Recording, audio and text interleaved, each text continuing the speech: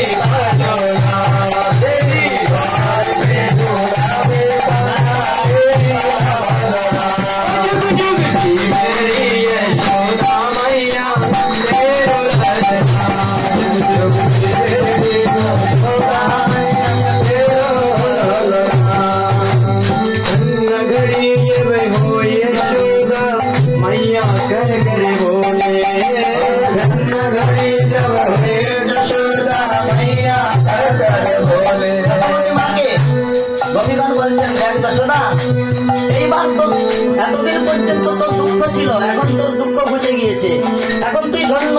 তোর এই গোপাল তোরা তোকে যখন মা মা বলে তখন তুই কত আহ্লাদ পাবি, আনন্দ পাবি। যখন তোর এই গোপাল তোকে মা মা বলে ডাকবে, ধন্য ঘড়ি মাইয়া তাহ করে বলে যখন তোকে মা বলবে, আর বাবার ছোট আঙুল ধরে যখন হাঁটবে তখন তোর ঘরের শোভা এ বর্ণনা করতে পারে।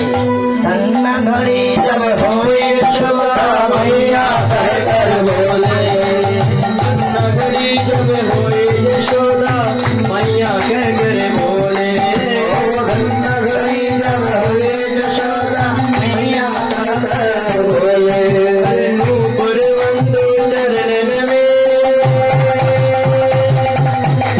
नूपुर बंदो चरण में घुट बन डोले, नूपुर बंदो चरण में घुट बन डोले, बाबा के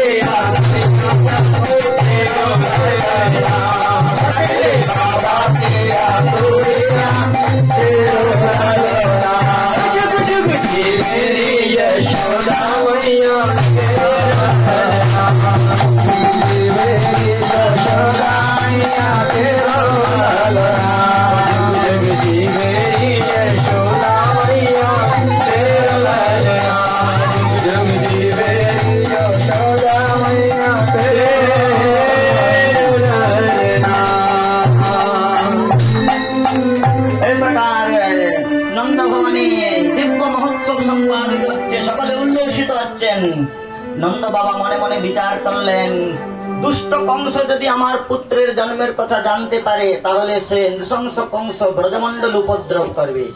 তাই কংসকে তুষ্ট করবার জন্য নন্দ বাবা কি করলেন, কংসকে কর দান করবার জন্য গমন করছেন। এদিকে নন্দ মহোৎসব চলছে, ওদিকে দুষ্টকে সন্তুষ্ট রাখবার জন্য নন্দ বাবা কংসকে বার্ষিক কর দান করবার জন্য গমন করছেন। करो वै वार्षिको दत्यो राव्यो दृष्टा वयं च वः नेहास्थेयं बहुतिथ्यं सन्ततताताश्च गोकुले। নন্দ মহোৎসব সম্পাদিত হচ্ছে, নন্দবাবা বার্ষিক কর দান করতে যাচ্ছেন। আর এদিকে কংস যখন ওই অষ্টভুজা যোগমায়ার দ্বারা শ্রবণ করেছেন যে তার হত্যাকারী অন্যত্র কোথাও জন্মগ্রহণ করেছে, জাত খলু তবান্তকৃত, এই কথা শ্রবণ করে টেনশনে কংসের ঘুম চলে গিয়েছে। সে কংস তার যত অসুর অনুচর ছিল, বকাসুর, অঘাসুর, পুতনা, এই প্রকার যত অসুর ছিল, তার সঙ্গে তার শ্বশুর জরাসন্ধ, সেই অসুর থেকে শুরু করে শ্বশুর সকলকে ডেকে এমার্জেন্সি বৈঠক চালু করেছে নবান্নে। এমার্জেন্সি বৈঠকে সমস্ত বড় বড় অসুরেরা এসে উপনীত হয়েছে। আর অসুরেরা মহারাজ কংস সকলের সভাপতির আসনে বসে প্রথমেই ভাষণ শুরু করলো। বলল, দেখো দৈত্যগণ, অসুরগণ, আমি এই কংস আছি বলেই তোমরা নির্বিবাদে সর্বত্র বিচরণ করছো। আমার চিরন্তন শত্রু সেই বিষ্ণু, আমি যদি মরে যাই, সে অন্য কোথাও জন্মগ্রহণ করছে, দৈববাণী শুনেছিলাম দেবকীর অষ্টম গর্ভে, আর অষ্টম গর্ভের কন্যা বলে গিয়েছে সে জন্মগ্রহণ করবে। আমি যদি মরে যাই তাহলে তোমাদের দুর্গতির আর সীমা নাই। অতএব আমাকে যতদিন বাঁচিয়ে রাখতে পারবে ততদিন আমাদের অসুর তোমাদের স্বচ্ছন্দ বিচরণ করতে পারবে, আমি তোমাদের অভয় দান করব।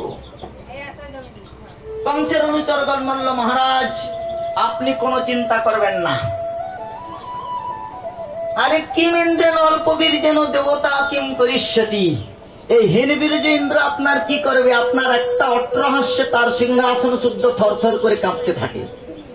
এই ইন্দ্রাদি দেবতাগণ হইতে আপনার কোনো ভয় নাই। বাকি তিন দেবতার কথা, ব্রহ্মা, বিষ্ণু, মহেশ্বর। ব্রহ্মা